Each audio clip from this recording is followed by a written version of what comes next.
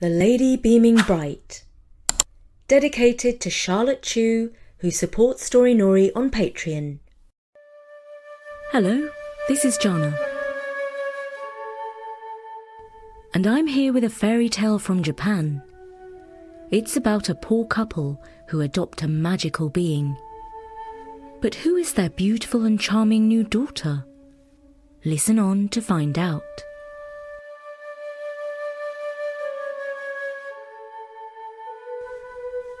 There was once an old woodcutter called Takitori. He was an honest old man, very poor and hard-working, and he lived with his good old wife in a cottage on the hills. Takitori rose early one summer morning and went out to cut bamboo. He climbed a steep hill, and when he reached the bamboo grove, he was quite worn out. He took out his towel called the tenugui and wiped the sweat off his forehead. "I fear," he said with a sigh, "that I'm not as young as I once was." And then he set to work cutting sticks. Soon he saw a bright light shining among the green stems of the bamboo.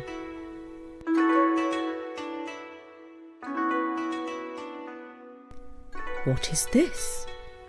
asked Takitori.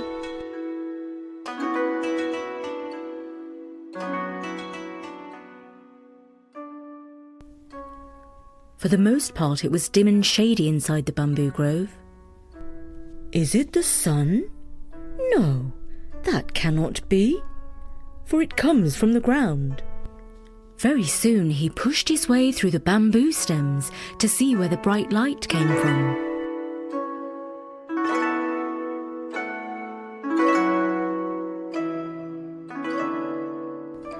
Sure enough, it came from the root of a great big green bamboo.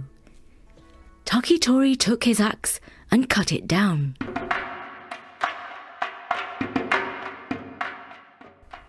And there he found a fine shining green jewel, the size of his 2 fists.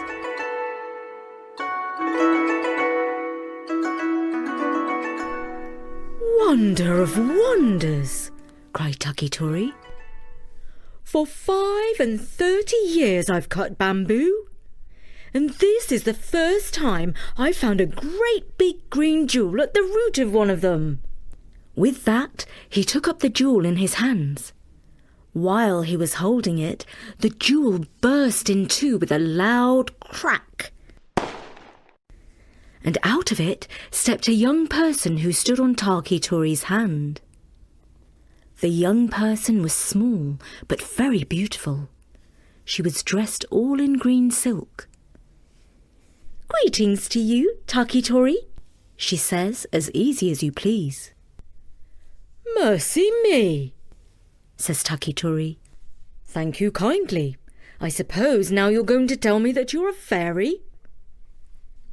"You're right," she says. "A fairy I am. And I've come to live with you and your good wife for a while." "Well now," says Takitori, "begging your pardon, miss, but we're very poor. Our cottage is good enough, but I'm afraid there will be no comforts for a lady like you." "Where's the big green jewel?" says the fairy. Takitori picks up the 2 halves. "Why, it's full of gold pieces," he says. "That will do to be getting on with," says the fairy. "And now, Takitori, let's head for home." Home they went. "Wife, wife!" cried Takitori. "Here's a fairy who's come to live with us, and she has brought us a shining jewel, as big as a persimmon full of gold pieces." A persimmon, in case you haven't seen one, is an orange-coloured fruit with a smooth skin. His wife came running to the door. She could hardly believe her eyes. "What is this?" she asked. "Persimmons are easy to find at this time of year, but gold pieces are hard to come by. You'll see for yourself soon enough." In a matter of a few days, the fairy had grown into a fine tall maiden, as fresh and as fair as the morning, as bright as the noonday, as sweet and still as the evening, and as deep as the night. Takitori called her the Lady Beaming Bright, because she had come out of the shining jewel. Takitori spent his gold pieces every day, but there were always plenty to spare. He built a fine house with servants to wait on him and his wife.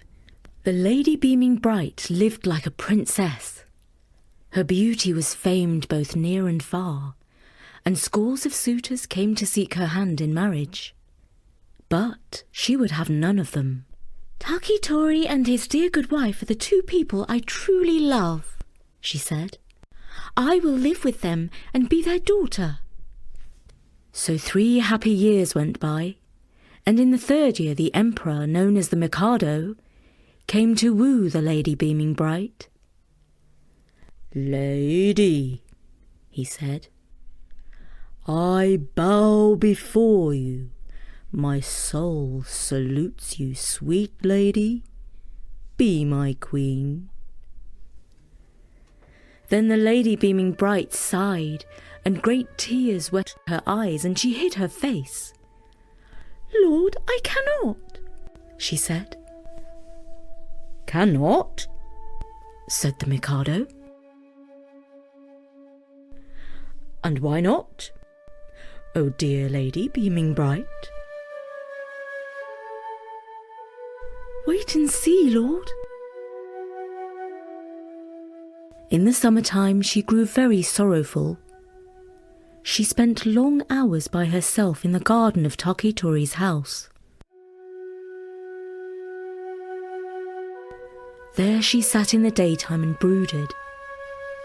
There she sat at night and gazed upon the moon and the stars. And there she was one fine night, when the moon was at its full.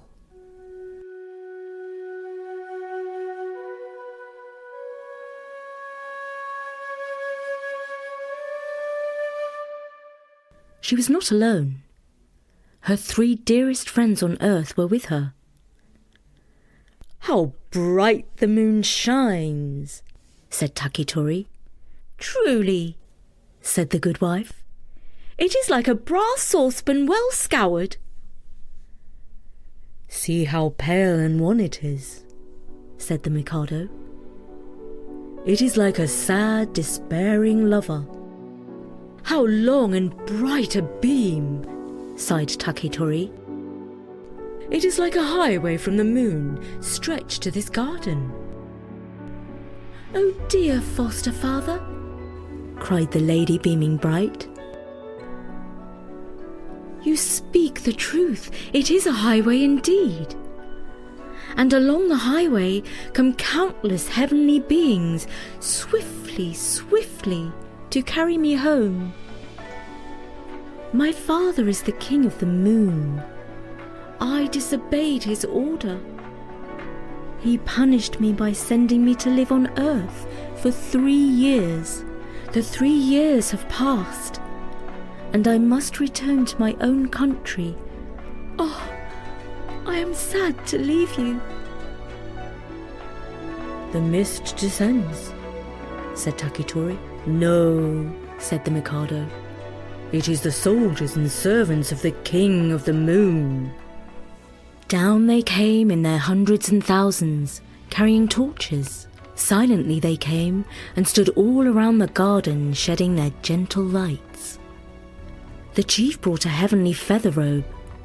The Lady Beaming Bright rose to her feet, and the chief servant placed the robe on her shoulders.